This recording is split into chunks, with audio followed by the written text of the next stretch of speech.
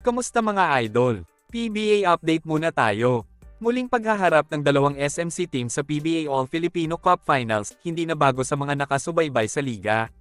Walang duda na posibleng magtagpo na naman ang Ginebra at SMB sa pangalawang pagkakataon. Parehong nagwagi sa kanilang mga kalaban ng dalawang koponan sa Game 1 ng Best of 7 Semifinal Series. Hindi naging madali para sa Ginebra at SMB ang kanilang panalo. Pinakita ng Rain or Shine at Meralco na hindi nila basta-basta ibibigay ang panalo sa SMC teams ng ganun-ganun lang. Kailangan muna nilang dumaan sa matinding pisikalan sa buong serye bago sila makatawid sa PBA Finals.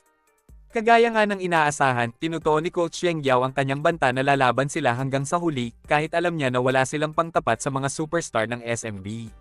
Binigyan ng ROS ng matinding pressure ang Beermen hanggang sa huling segundo ng laro na muntik pang ang umabot sa overtime.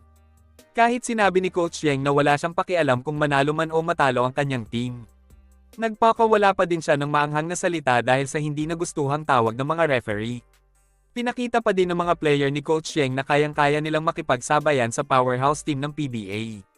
Ayon pa nga kay Coach Yeng, para na din silang nagkampiyon kapag nabigyan nila ng magandang laban ng San Miguel.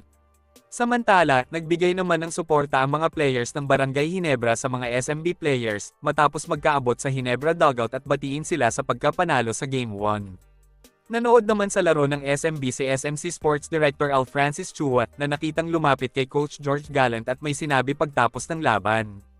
Patunay lang ito na hindi lang Ginebra ang priority ni Boss Al. Medyo hindi nga lang pareho ang trata na binibigay niya sa koponan ng Magnolia na ngayon ay nasa bakasyon na para paghandaan ang next season ng PBA.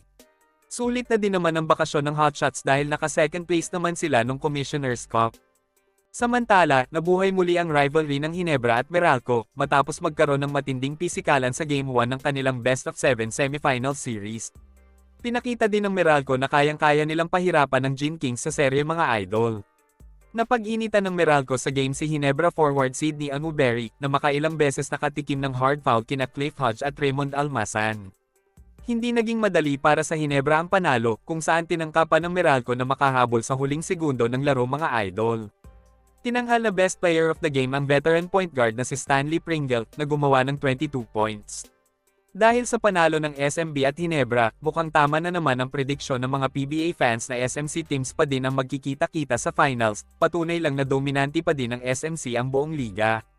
Nagkaroon naman ng kaunting improvement ang mga independent teams ngayong taon matapos makapasok sa PBA playoff sa kauna-unahang pagkakataon ng Terry Pirma, habang ang Rain or Shine naman ay muling nakabalik sa semifinals makalipas ang 6 na taon mga idol.